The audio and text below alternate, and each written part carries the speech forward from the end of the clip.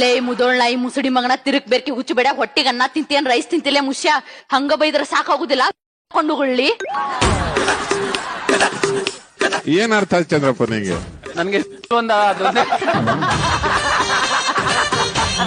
ಒಂದೊಂದ ಪದ ಹೇಳ್ರಿ, ಟ್ರಾನ್ಸ್ಲೇಟ್ ಮಾಡೋಣ ನಾವು ಉತ್ತರ ಕರ್ನಾಟಕದವರಾಗಿ. ಲೇ ಮುದೋಳ್ ನಾಯಿ ಮುಸುಡಿ ಮಗನ. ನಾಯ ಮಗನ್ ಮುಖ. ಮುಧೋಳ ನಾಯಿ ಮುಸುಡಿ ಮಗನ. ಮುಧೋಳ ಅಂತ ಒಂದು ಊರು. ಆ ಮುಧೋಳದಲ್ಲಿ ಒಂದ್ ನಾಯಿ ಬರ್ತದೆ, ಇಷ್ಟ ಹೈಟ್ ಇರ್ತದ ಅದು.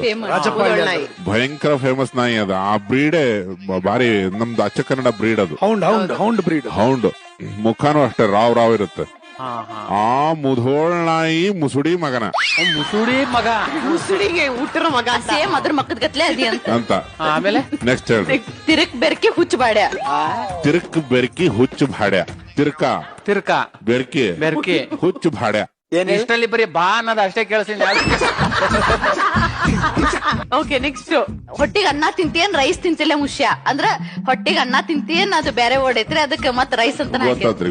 ಹೊಟ್ಟಿಗೆ ಅನ್ನ ತಿಂತಿ, ಆ ಡ್ಯಾಶ್ ತಿಂತಿ ಎಲ್ಲರಿಗೂ ಗೊತ್ತು. ಹೌದು, ಅದು ಗೊತ್ತು. ಅವರು ರೈಸ್ ಅಂತ ಹೇಳ್ಯಾರ, ನೀನ್ ಅದನ್ನ ಇಮ್ಯಾಜಿನ್ ಮಾಡ್ಕೊ.